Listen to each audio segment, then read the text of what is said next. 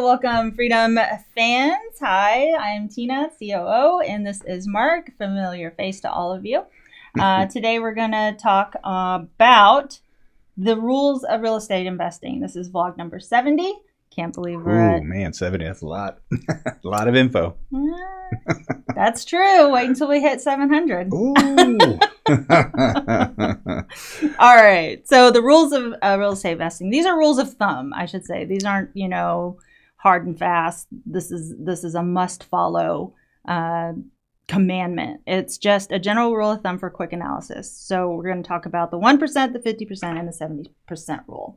Mark, kick us off with the 1%. Sure. Well, the 1% is that just taking a look at the rent compared to the purchase price. If I were to buy a $100,000 home, is my rent going to be $1,000? Sometimes a little bit more, sometimes a little bit less. Mm-hmm. We've noticed here in Dayton and then Cincinnati markets and the other markets that we represent that we're very close to the 1% rule.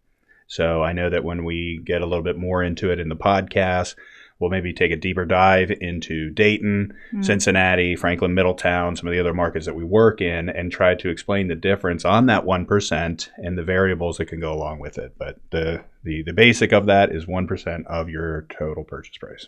Okay. And why is that important? Or what is that a good gauge of? A good indication of? Well, I mean, again, some of the things, each investor looks at it a little bit differently. But again, it's to take a look at like the health of the market. You want to make sure that you're not paying $200,000 for a house and only collecting $1,000 in rent.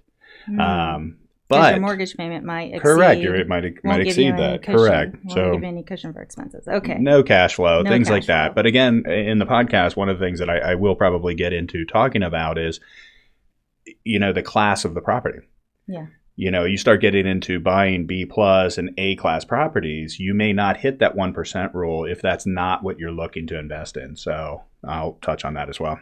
Oh, I see what you mean. Like, it just depends. What is your goal? Correct. Like, so in our market here, say I buy a $250,000 house. Mm-hmm. I might get $2,000 in rent. So it's not near the 1%, but that $2,000 is definitely going to cover my, say, $1,400 mortgage and expenses. I may only cash flow $200, but it doesn't matter. I'm now buying that asset down and clearing $200 a month to maybe put back towards the mortgage. Different kind of investing. Gotcha. Thanks. All right. And the 50% rule. Right. What's that all about? Well, that's the keep you safe. That's basically, again, none of these are hard and fast rules, but the 50% is just to take a look at what your net rental is. And so again, just going back to the $100,000 scenario there. So I'm going to be collecting $1,000 in rent. Just assuming that 50% of that is going to be going towards operating expenses. So whether that's your mortgage payment, whether it's you're using a property management company. So it's more to level your expectations that you're not going to be making the $1,000 a month.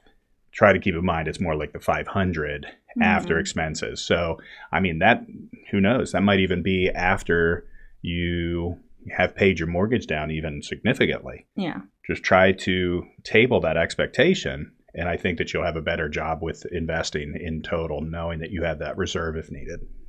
Gotcha. Again, so that you don't buy wrong. Correct. These are all, again, not rules, if you will, but rules of thumb to try to keep in mind. Nothing on this show should be considered specific personal or professional advice. Please consult an appropriate tax, legal, real estate, financial, or business professional for individualized advice.